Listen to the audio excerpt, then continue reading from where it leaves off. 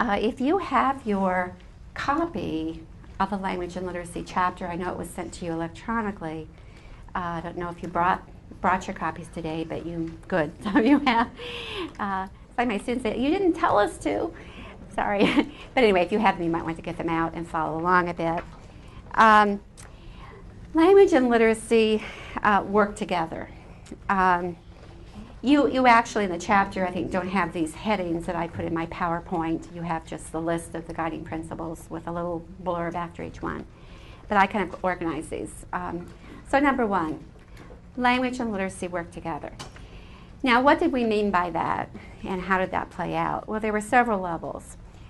Number one, and this isn't stated in the paragraph because this didn't quite fit to talk about this. I guess a few examples did. But if we think about reading and learning to read, both from the beginning phases of learning to read, which is heavy on learning to recognize words, or what we would call decoding, and then we think of longer term, fast forward to about 3rd and 4th grade, and comprehension. And certainly there's comprehension in the early years also as children learn to read. But we really see the challenges to comprehension once the texts, the materials that children read, become more challenging. Beginning texts, as you know, are very simple. They're simple in vocabulary, they're simple in sentence structure, they're simple in concepts. And for a reason, it makes it much easier for young children to grapple with the decoding that they're learning to do. It's very interesting if you go back to the 1930s, 1940s, and look at the elementary school journals and some of those. A big issue of the day was that the beginning texts were too hard. And so there were a couple of decades where they were simplified, and today they're quite simple. So anyway, it isn't that we're not asking children to comprehend when they read in the early grades, because we are. And you'll see that come into play as children kind of self-correct some of the word recognition errors, because they realize that doesn't make sense here. So we see that. But the point is, comprehension and demands on the skills and knowledge that go into comprehending well really begin to hit hard by 3rd and 4th grade when those texts become much more complex. So people who talk about reading talk about these two aspects, decoding and comprehension. And in the decoding side, of course, we have letter ID, phonological awareness, alphabetic principle, which means the understanding that letters function in printed words to represent sounds in spoken words. And we have print conventions, so that we know which way to access print and those kinds of things. On the comprehension side, obviously, if you can't decode, you can't comprehend, right? And the slower the decoding is, the more comprehension is compromised. However, a child can be quite good at decoding, learn to read quite well, even be fluent. Some of the new studies being done by Catherine Snow in the Boston Public Schools of 5th graders, I'm shocked that not only can word recognition be quite accurate, but fluency, the expressiveness with which something is read, can also be quite high, and comprehension can be low in some of the readers. And there are complex reasons, explanations for that. But the point is, what predicts comprehension? Language, okay?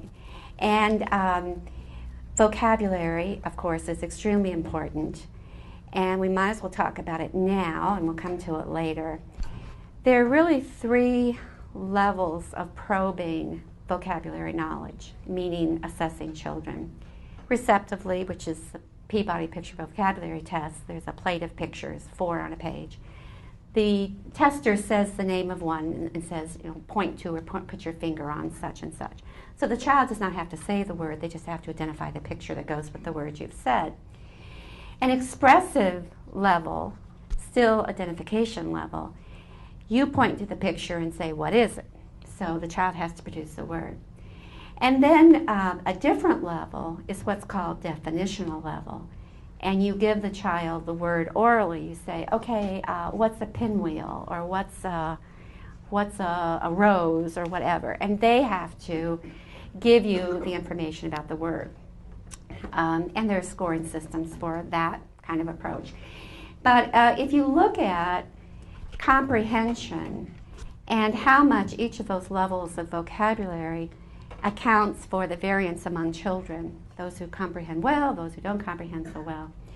6% of the variance, the difference among the children in reading comprehension by second grade, third grade, fourth, is accounted for by receptive, simple, what we call simple vocabulary, meaning identification. So if we have a plate and we have pictures and there's a tree and there's a pair of shoes and so forth, and I say tree and they point to the tree, that's identification level receptive. If we use an expressive measure where the child has to generate the item, the amount of variance accounted for in reading comprehension scoots up to between 10 and 12%. Definitional level vocabulary knowledge, that level, we're up to about 21% of the variance accounted for. And if we add to definitional level vocabulary measures of grammar, and I would include, I don't know whether you consider grammar and morphology similar, I guess, or syntax and grammar we should put together here.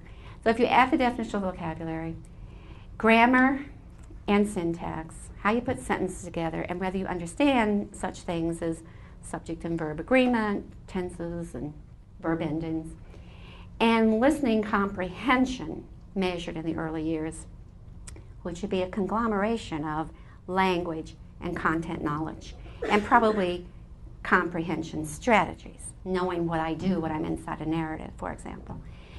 We can account for about 49% of the variance in reading comprehension. In other words, all of these language and content measures, when the texts get more challenging, are accounting for a huge amount of the variation we find in reading comprehension. Decoding is extremely important. You aren't going to comprehend anything without it. However, it is not by any means the whole story. So that's one thing we meant when we say language and literacy work together. And I really should congratulate California on its foundations being, I think, extremely balanced from the language and the literacy side of things. Very, very strong on the language side, I think. And that is not always the case when it comes to state standards. And I think part of that is historical, because the standards movement predated the scientifically based reading research movement. And we didn't quite know as much then. I mean, always people who looked at comprehension at 3rd, 4th, and 5th grades always knew vocabulary and content knowledge were important. But there was always people who say, but you know, if we just fix decoding, if we just fix that, and it needed to be fixed. It needed to be fixed. Too many children did not learn to read from a decoding side. But as it turns out, with the longitudinal studies now we have, where we can really plot what predicts which aspect of reading and play it over the long term, because if you only assess reading comprehension at the end of 1st grade, end of 2nd grade, these language majors are not going to look like they're very important. Just wait a year or two. Okay. And that's one weakness of the NELP report, and they actually do have a sentence in the report at the appropriate place where they are explaining that the fairly weak language predictors for comprehension is in part due to the fact that most studies are not very longitudinal. You might do pre-assessment beginning of kindergarten at the end of kindergarten. You might do end of pre-K through the end of kindergarten. You might do beginning kindergarten all the way through end of 1st grade or end of 2nd grade. And now we're getting into rare territory, even end of 2nd grade. We don't have that many studies. And fewer still that go through 3rd and 4th grade with the same population of children. We have about 5 studies, actually, that are longitudinal in that sense. So if you don't capture reading comprehension at 3rd and 4th grade levels, but only at the end of 2nd grade or the end of 1st grade, you are not going to pick up how important language is. But anyway, it's extremely important. And so the balance, and we kept my partners, the language people, Kathy and Roberta, were wonderful language people, and really did their part to make that part very, very strong.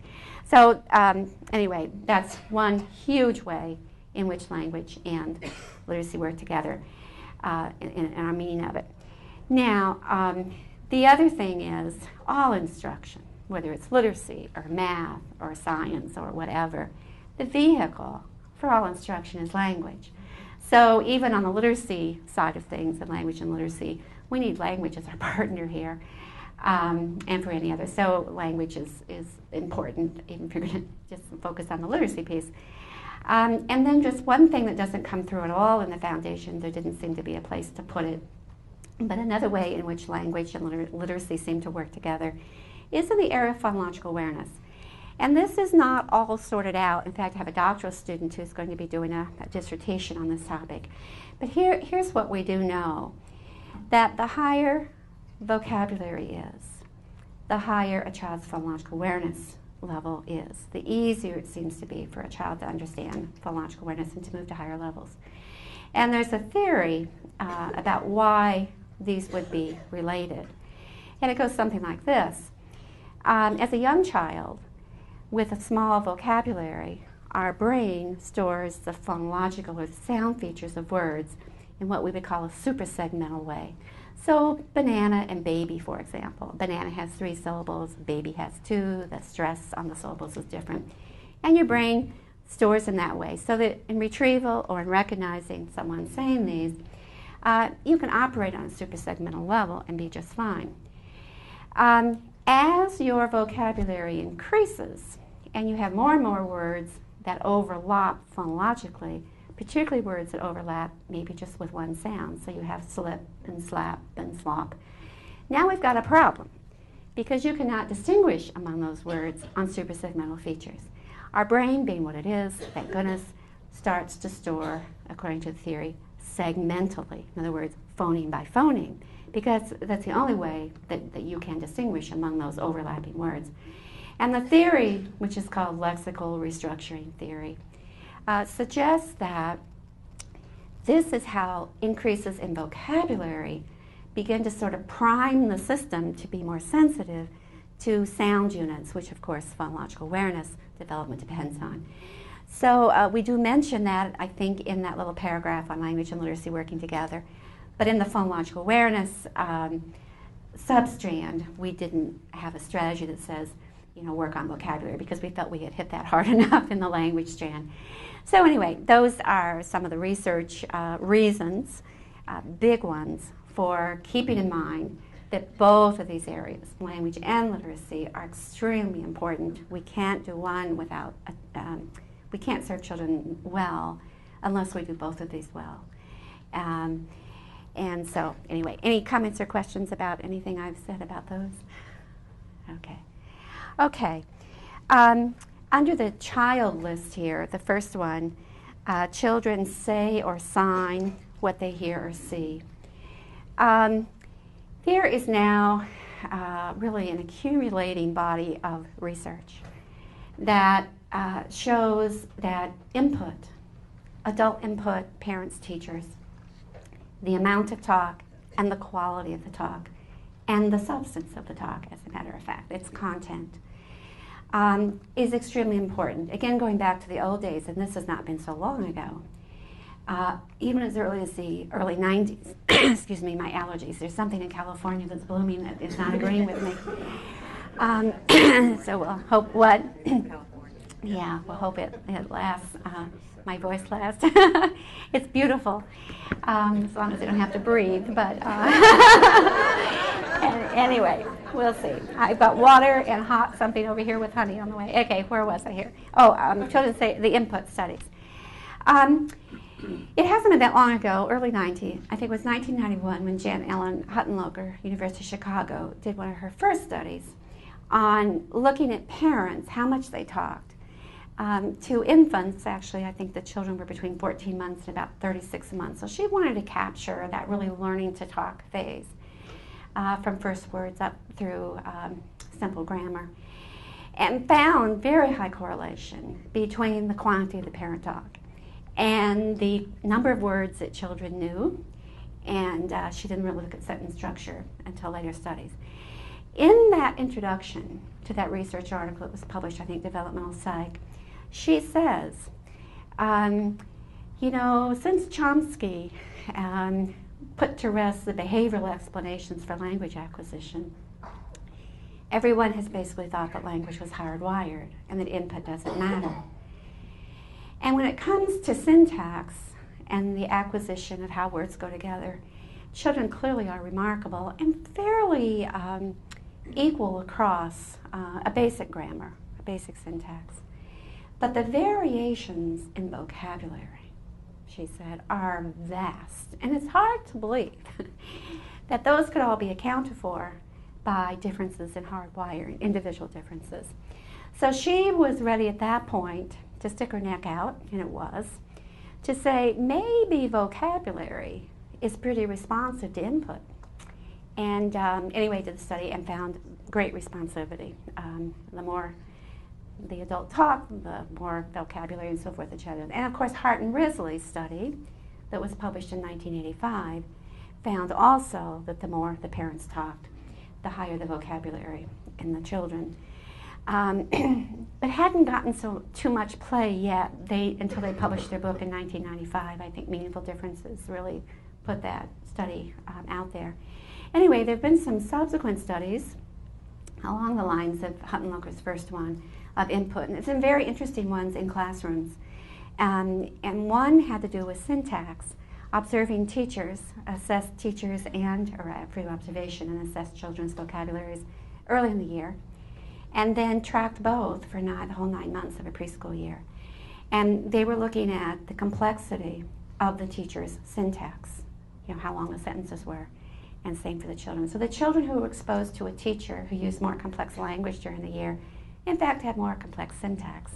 Well, that study was really kind of jolting because now, even syntax, and obviously the complexity of syntax is responsive to input. We are hardwired. The hardwiring is this great capacity to operate probably on the input. And then there have been some other studies, the Hoff and Nagels, and some more by the Huttenlocher group. And the most recent one, Rowe is the lead author. And they had the question of whether input is as important for children with brain lesions, particular damage to language parts of the brain. And they found something, they looked at both vocabulary and syntax and found that input was just as important for the children who had these kinds of impairments as for typically developing children, and was even more important for syntax than for vocab. So now there's a new study coming out. I don't have my journal yet, but was online. This is the current issue of Child Development. The lead author is Mashburn.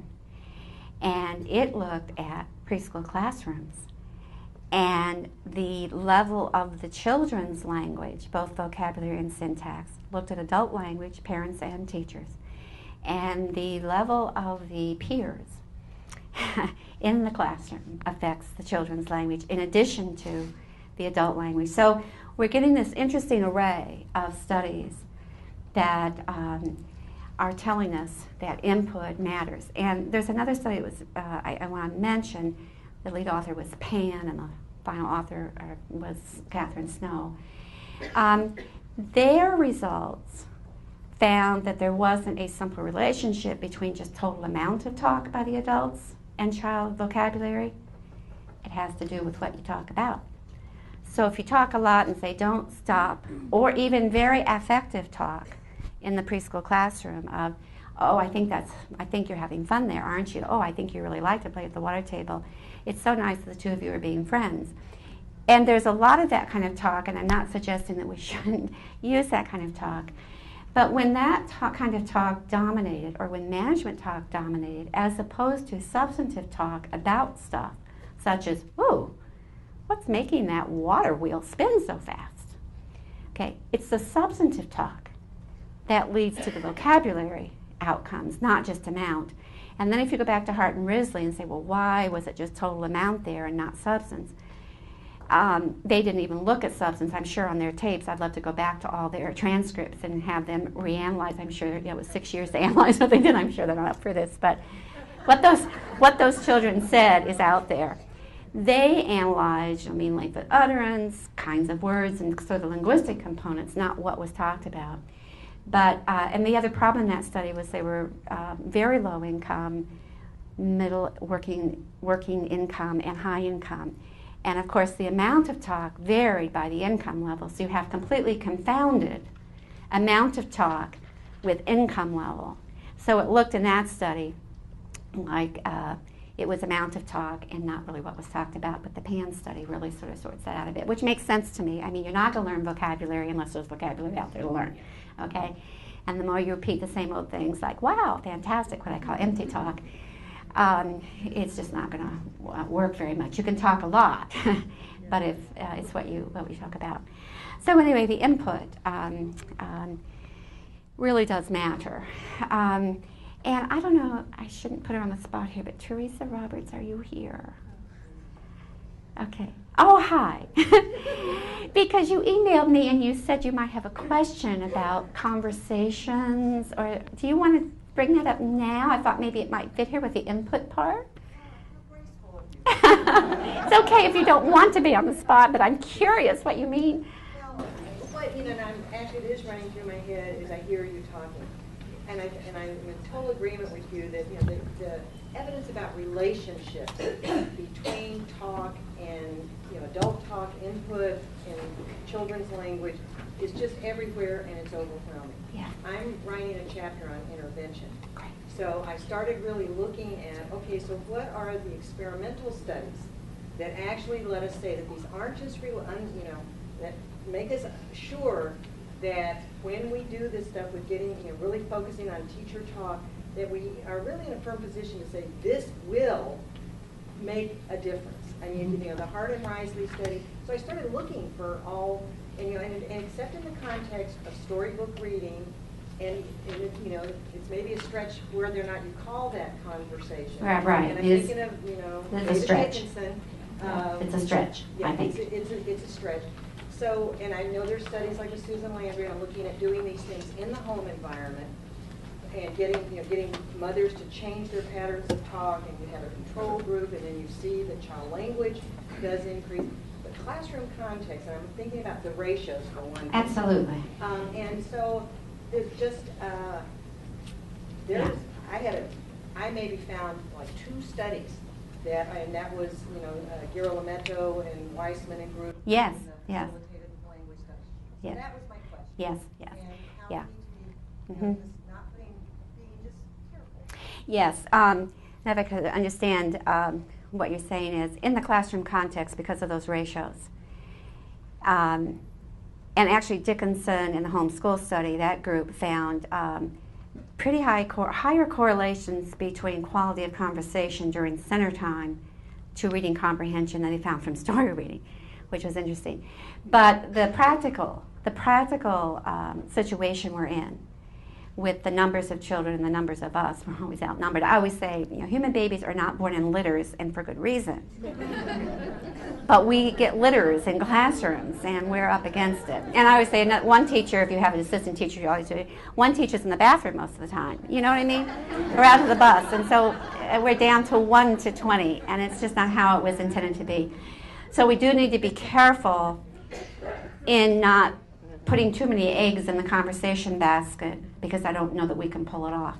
Even if it would turn out to be the case in some, an intervention study, experimental study, where we could control that, send in the graduate students. I always say we can send in the graduate students, and we could find out, if high levels, that whether we can deliver that. And so is a real practical question. And so we might be in a situation, I think we're going to be, basically, where we are going to have to use some of the contexts that probably don't qualify as conversation to get some of the language work done. But anyways, thank you for sharing that. Good luck on your research. Needs to be done. Okay, let's move ahead here. Some of these are not going to be as detailed as the first 2, where we spend all day on the principles. But the next one, learn everywhere. And you'll notice that I put in underneath our guiding principles from the language and literacy chapter, the overarching principles from the introduction chapter. I don't know, maybe it's early childhood people. I don't know why we couldn't just use the same ones, but we had to do them our own. We had to do our own way, but they are very consistent. So this was our wording for integrating learning. And actually, I think for us, particularly for me, I can speak more of, when it came to the literacy strand, I kept my eye on, and with your help, you were wonderful in terms of giving ideas, of making sure that literacy skills instruction, print awareness, was not just in the teacher-led small groups or large group teacher-led, but that we infused as much as we could of some of that in larger settings, such as center time and play. Now we get back to Teresa's issue here, though, is can we get to children? The answer is no. We cannot get to children at the levels we need to in those broader contexts. But we shouldn't waste the opportunity. I'm in classrooms all the time, and I see wonderful opportunities where teachers are interacting with children, and they don't always exploit the situation before them. And actually, they don't always exploit the situation, even a teacher-led situation. I was in the classroom a couple weeks ago, and the teacher was doing a beautiful oral storytelling with the whole group, and she had a big marker board, and she could draw so beautifully, and so she was illustrating her own story. And they were doing a unit on construction vehicles and toys or tools, and she happened to want to focus on the backhoe and some other big vehicles. And so she drew a little car. It weren't fancy drawings, but you could tell what they were. It was her first, and she said, "This is Mrs. So-and-so, who was the teaching assistant in the classroom," which really got children's attention. And she was driving home one day, and up the road, blocking her way, was, and she drew this backhoe. But she had the teaching assistant saying, "I'm not sure what that is." "Well, I don't think it's a cement mixer because its back isn't spinning around." And it was just wonderful. "I know it's not a dump truck. And I think it's a backhoe." And then she drew the construction site that was just beyond where the backhoe was on the road with little construction workers. So she called to them out the window, "Hey, is that a backhoe?" You can see her review of vocabulary just beautifully done here.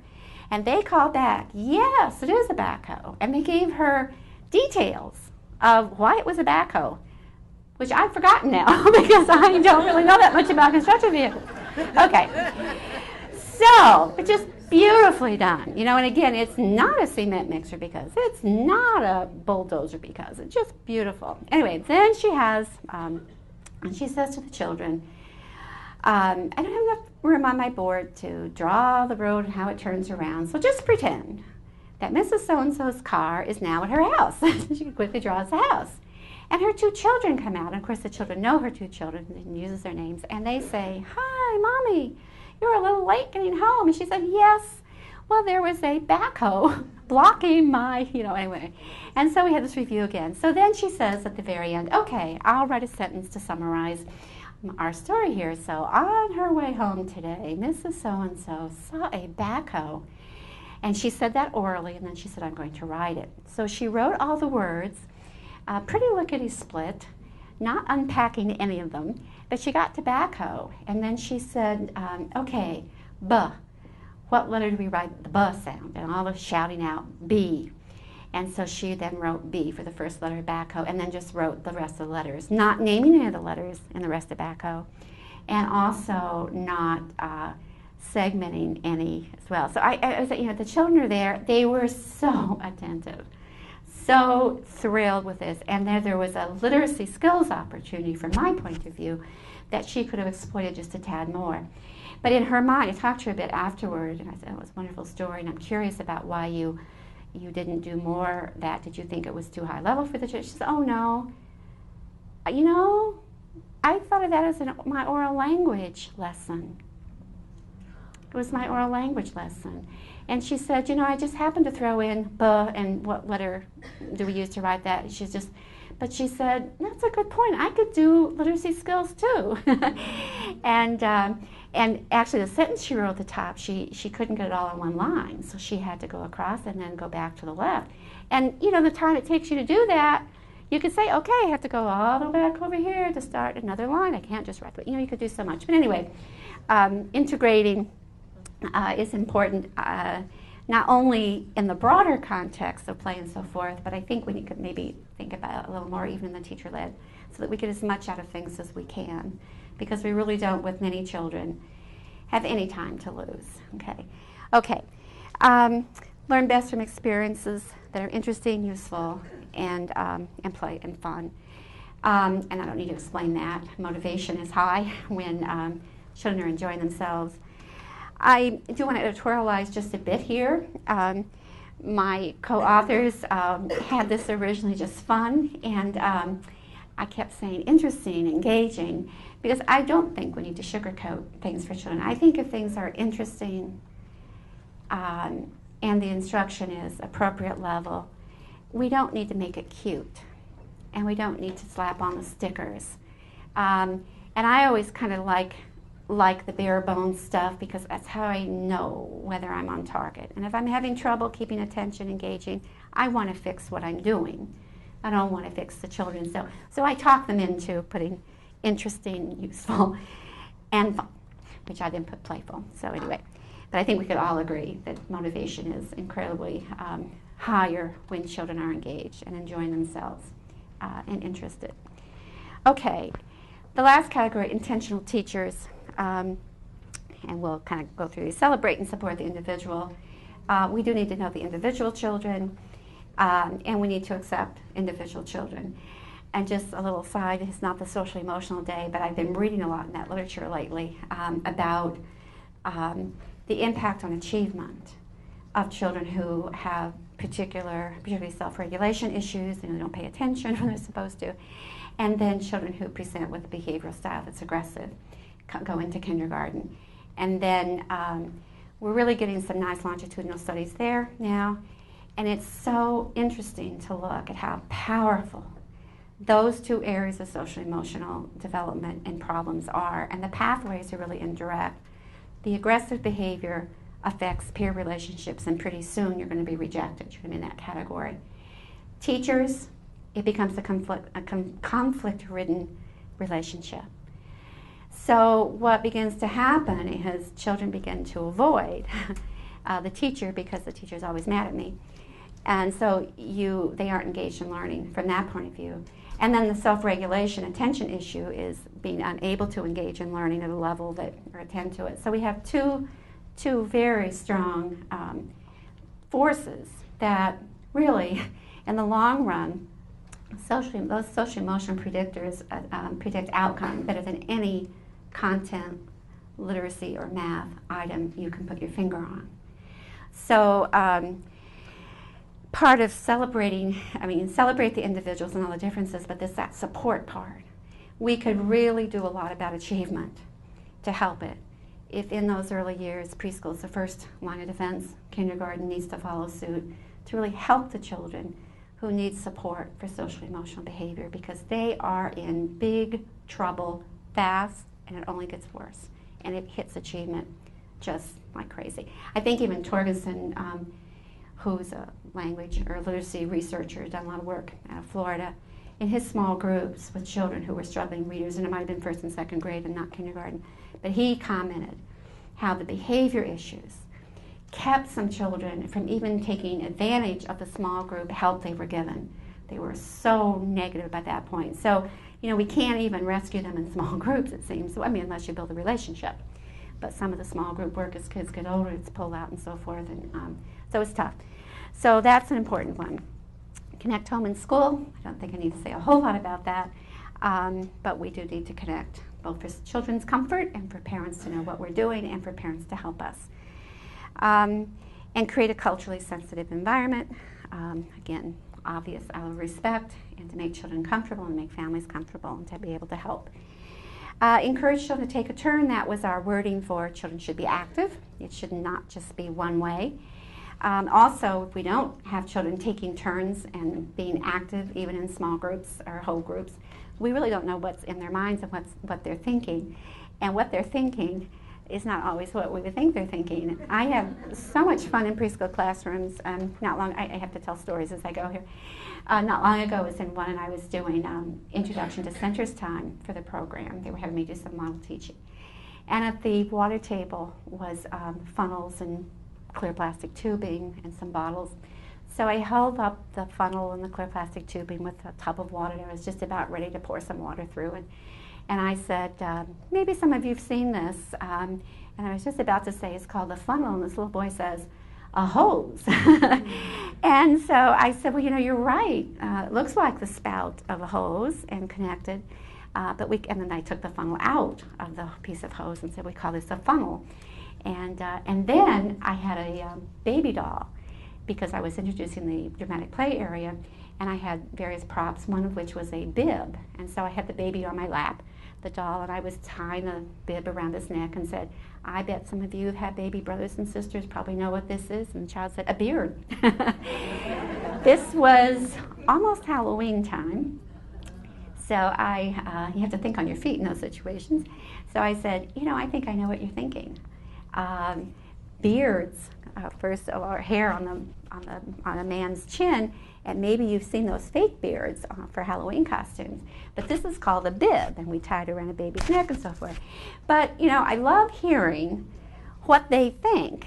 And then I also always think that hearing it and responding to that and clarifying, oh, I see what you're thinking, but this is different because, see how much more instruction is there.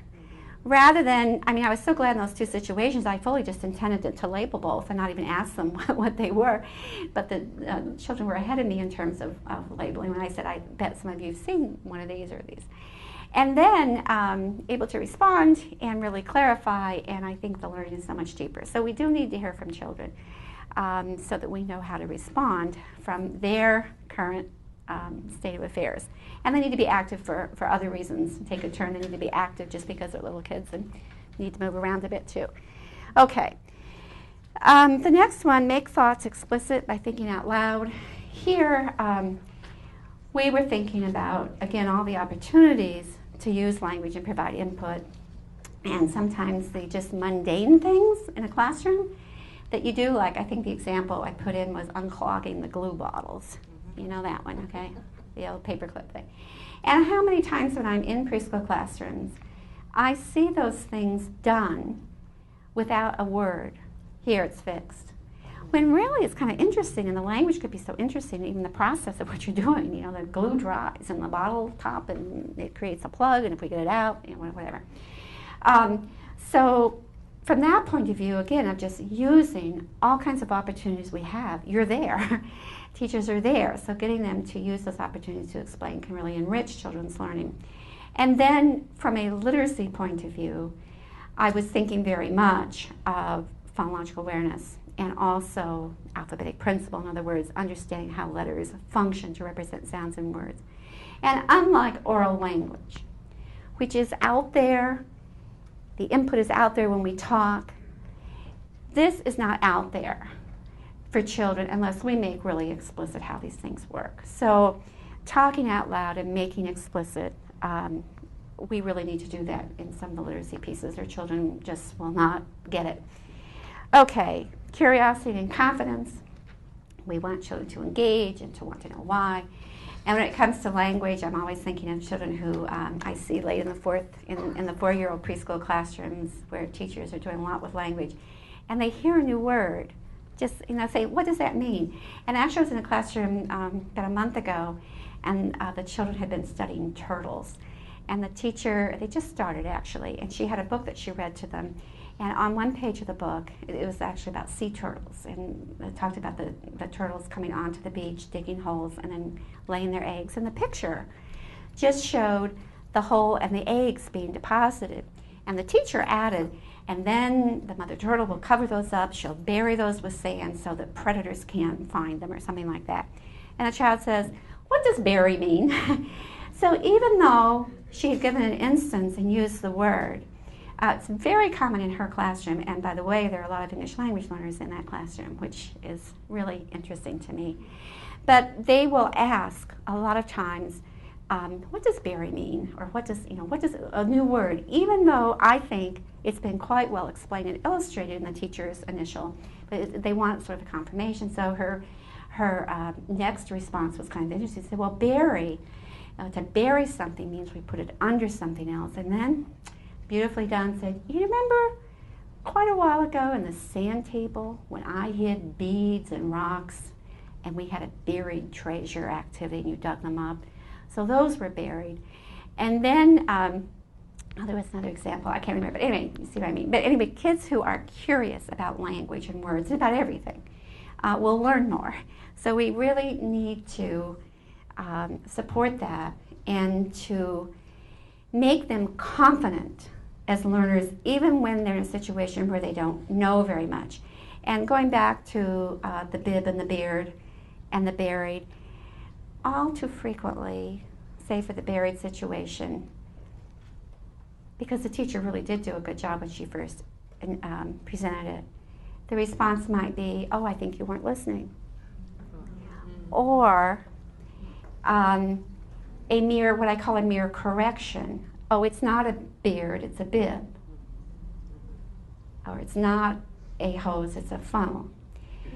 And if we could just change that mindset, and if we could, what I do with preschool teachers a lot is say, let's just assume they have a reason.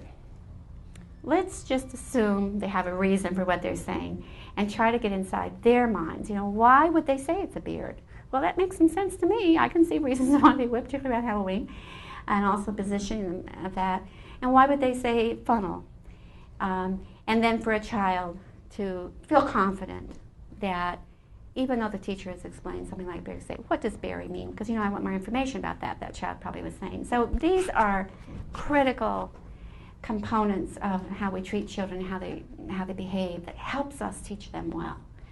And I think preschool teachers need a little support there to understand really how hard it is for preschoolers. I don't know how they get any of this together, frankly. It's just amazing what they can do. And to respond at all negatively in situations where children really need support and clarification, we really need to get on top of that. Okay, create literacy-rich environments. That's another sort of learning is integrated. There was a lot of different situations to do these kinds of things. And observe children. We always must do that. But sort of back to my previous examples. Observing children can be an issue and sometimes is, but it's interpreting what we see them do. It's, we need, and so there probably should have put a little more. It's observe children and kind of work at interpreting and understanding what they mean by what they say. Because we can see what they do, but if we misinterpret it and shut them down, we're not ahead of the game there. Okay, so those are the principles and some of the research base for those. Any comments, questions? You want to talk to one another about those? Yes. I really, in your example of the conversation between you and the child in the funnel, it was a beautiful illustration of the building of the relationship. And I see a difficulty, when we want to bathe the children with all this language. And so we want to describe what we're doing, become the forecaster. And I fully believe in it, but I think there's a fine line too much teacher talk. It's the other side of that. And it's beautiful the way you described it. It's a great example for us. But I think it's also something for us to consider as we promote this, that, go ahead and say everything about the glue and how you're opening it, to realize, too, that children can also be flooded by this language. Yes. And not have time to talk, which is what our tradition has been. Yes. Teacher talks, children listen. Yes. Although I think we have another tradition in preschool, and it all comes from the children. We want to prompt their talk, and we shouldn't talk very much. I run into that all the time. Oh, talking too much. I mean, shouldn't they talk? Well, of course, we both should talk. But what's interesting to watch, and we need some good studies on this, it seems to me that, and you can go to extremes, but the more talk the teacher provides, it can be the case that the more responsiveness, the more talk back. But here's the trick to it. You can't say to children, be quiet, I'm talking. See, in that presentation, And I've seen it's my turn. This is what I'm telling you about what's in centers. That's our problem. If we could talk, so it didn't bother me at all. In fact, I'm so glad for the child who said, it's a beard, or it's a hose. Or in the child who said, what does berry mean? That teacher was wonderfully responsive. So I think it's making sure that they feel they can participate in that talk. That's really critical, as well as we don't want to spend the whole day presenting information either. And the other thing about those contexts, they have to be fully illustrated with objects and demonstrations so that the talk is supported. I see often, I'm sure you do too, talk that's not supported. And so children are not understanding, and it's not just English language learners, it's no one. So all those things. But we do need to make sure that the children feel that they can respond to us and ask questions and comments. But it's a very good point. It can be too much. Another question back there? Just wondering, Pam Delarry from Child Development Department of Ed. Wondering how much research or you notice in your studies how children teaching other children, if that's a big benefit, if they're just having opportunities to provide language back and forth, and also to practice literacy back and forth with each other, having a teacher kind of coordinate that, but not interfering so much. But just wondering, I'm doing studies on this, just wondering if you've noticed that in the early learner age. Yeah, I think in general, and way back when, I'm not up to date on that whole literature of tutoring and collaborative learning, but there's a whole literature, Rogoff and group, on tutoring, child-child tutoring. And in general, just kind of overall, until about age 8, 9, or 10, which is pretty old, young children tutoring, they're not very skilled. They just do it for the child. They tell them what to do, which isn't very instructional. Now, so I think that's important to keep in mind, what you turn over, what you think you're going to have children teach one another. So, but when it comes to, say, some literacy skills, let's say letter ID, I've seen some really good organization within small groups. Small groups might have 6 or 8 children, and that's not a very small group for preschool age. And also you have 2 staff in a classroom, and let's say that there are 3 small groups and the teacher can't cover one. What I love is, when I tell everyone about this now, pairing children within that small group, playing alphabet memory, and having your pairs so that there's one child for the 6 pairs that you gave the 2 to play, that one child knows almost all the names, and maybe the other one doesn't. Now, hopefully, here's the problem. So that child gets a pair and says, oh, they match. No letter naming going on, okay? But you can kind of say to children, say the letter name, be sure to say the letter name when you get a match. So certainly children do learn from one another, but I think we can't be naive either about trying to get peer learning at the preschool level for some of the things we need. Now this new study, I haven't read it in total, but the Mashburn study is coming out in child development. See, they looked at the level of child language and the impact of that, in addition to parent and teacher language, on child vocabulary and in syntax as well, from what I understand. And that's going to be very interesting because the way the study was done, from what I understand, it's an added effect. They did an analysis which could sort out parent, teacher, and an added effect for the peers. And the more language capable the children in the class in general, even the children who were the most capable, their language increased, which is interesting because that would suggest, well, it might not just be input when it comes to syntax. Kids need to generate language. And if you're playing or you're trying to explain something, these peer situations, I'm thinking particularly dramatic play, well, you're having to convince somebody, no, it takes a lot of talk. And you don't get your way. You don't get your point of what you want to do in there if you can't articulate it. So I think there are probably situations in the preschool classroom and in any classroom where the pull on generating language is high. And maybe that's where, and the motivation is high also, playing and so forth.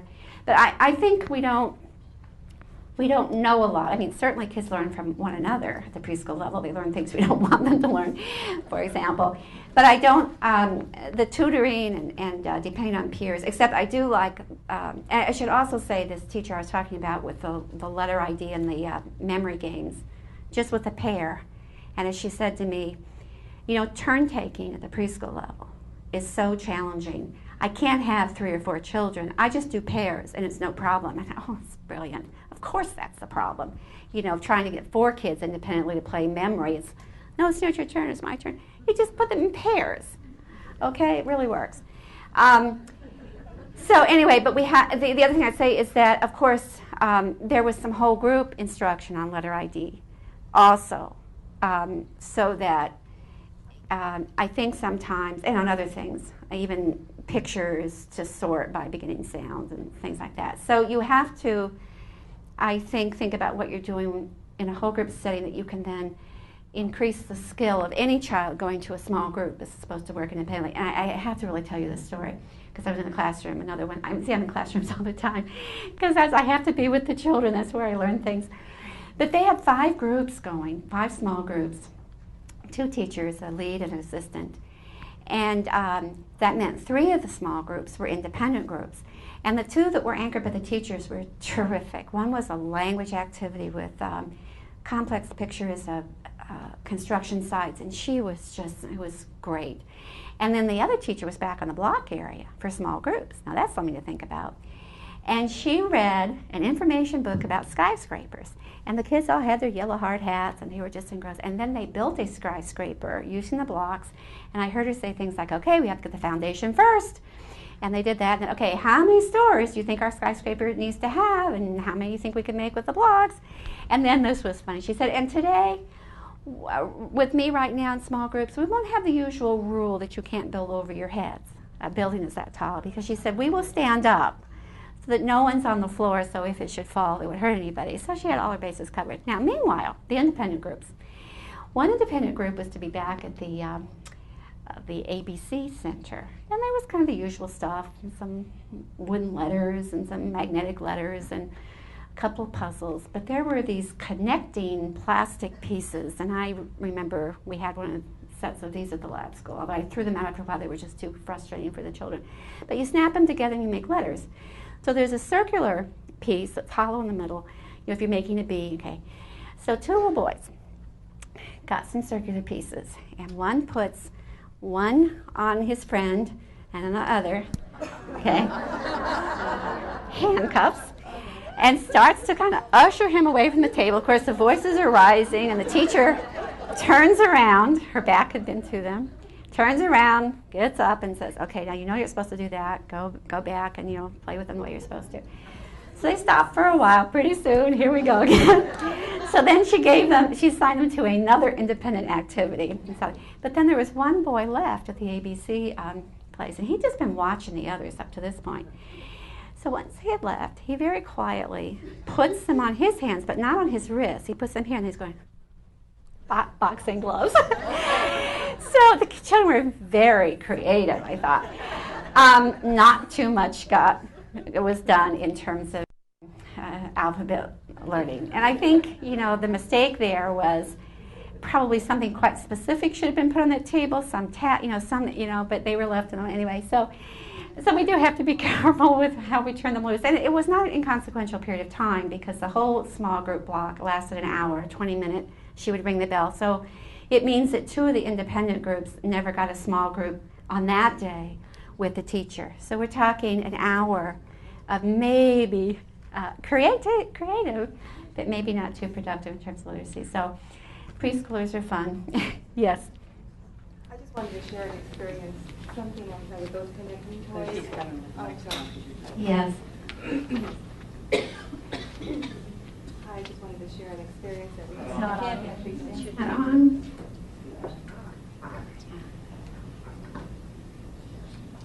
It's on. Okay, Okay. I wanted to share an experience that I got to observe, pretty much like yours, and the teachers were running 3 wonderful centers. There were actually 2 teachers. There was a parent who was working with a group of children at the block area.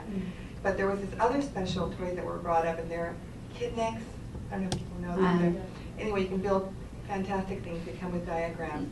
And so the teacher was normally laying them out just all piled together on the table. And so we had initially 4 kids. That was not the right number to have there. Mhm. We went down to 3. That still wasn't working. And then we figured out 2 kids was definitely the best number. But again, there was that, how do you sort? How do you, and what do you do? sharing. What do you do? You Yeah. know, he's got all the pieces, Yeah. so we thought about organizing them and displaying them. We actually had them all pre-sorted, Yes. and they were sorted in the round table. And so then the diagrams were set up, Yes. and it was just magical. Yeah. Where they could actually. Yeah. And you brought up something that I'm going to mention. I'll mention it here when we get to environments. And in the foundations, you know, we mentioned the areas, and we mentioned, you know, the area, the interest or center areas, and also the need for a large group area and small groups. What we don't mention at all is what I call materials design.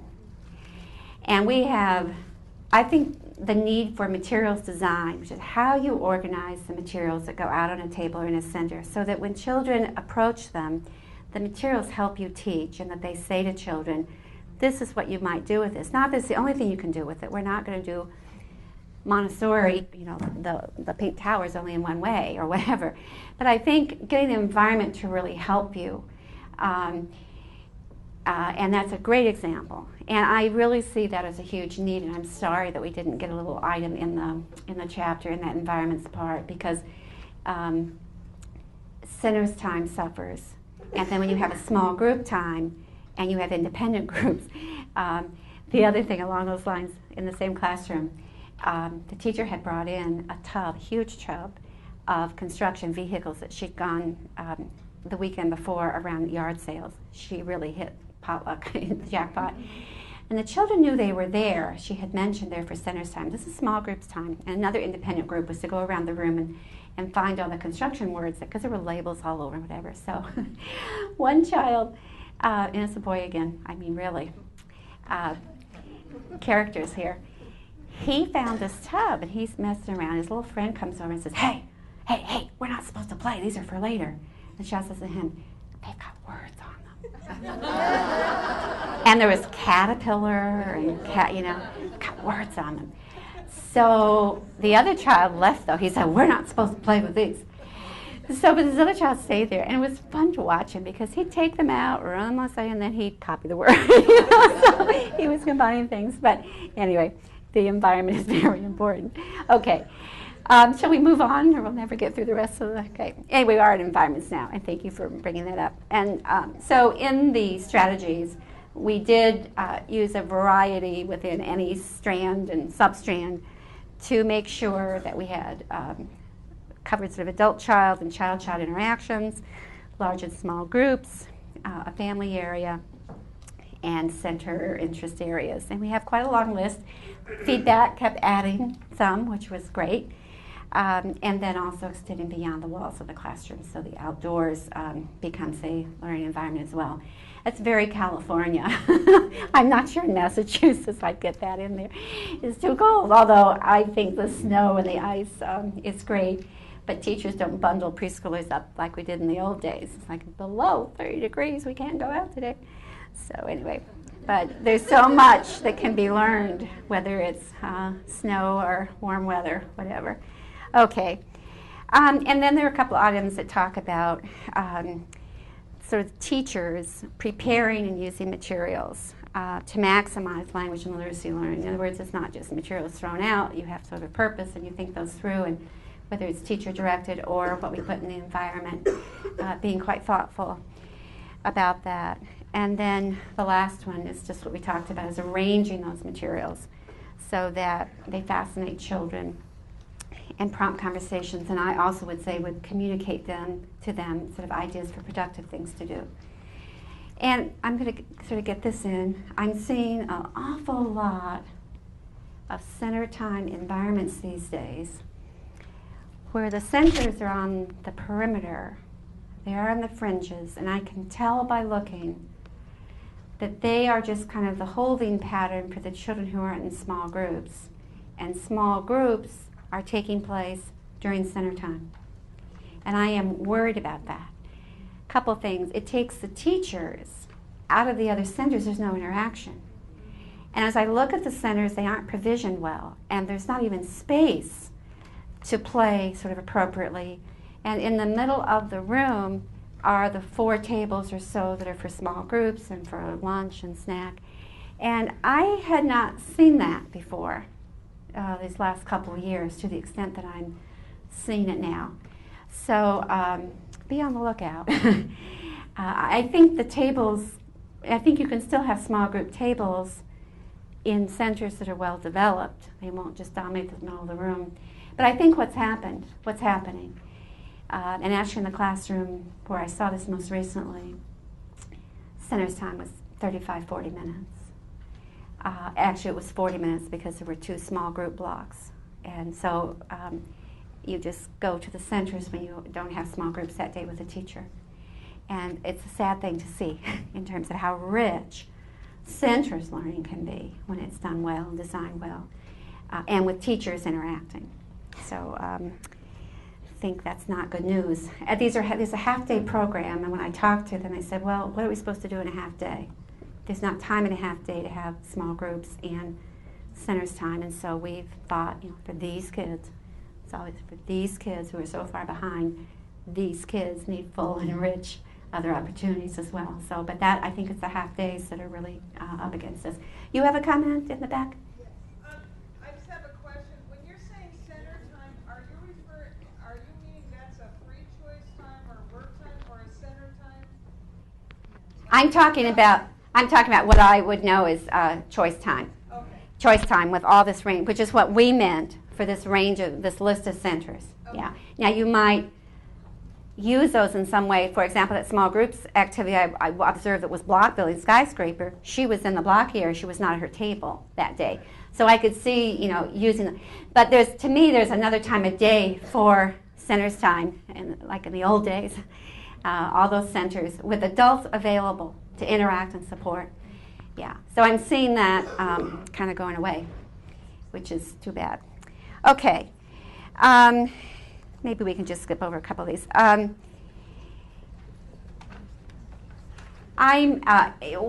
I had next, I think I might just skip over a bit, or just do it very quickly, was I wanted to demonstrate how in even just one strategy, we've really hit almost all the principles. And this was a good example. It's not the case in all the strategies. I think in phonological awareness, if you looked at how many principles really applied in those strategies, it's going to be far fewer. But some of these, we really, almost all of the principles in this particular strategy, we were dealing with. So we kept our eye on, when we generated strategies, and at one point we were listing beside them each strategy how many of the principles apply to kind of keep ourselves on track here. So I think I won't go through that example in detail, but you might do that as an exercise yourself sometime. It's kind of fun to see how many principles apply to just one strategy. Okay. Now, the overarching principle of integration.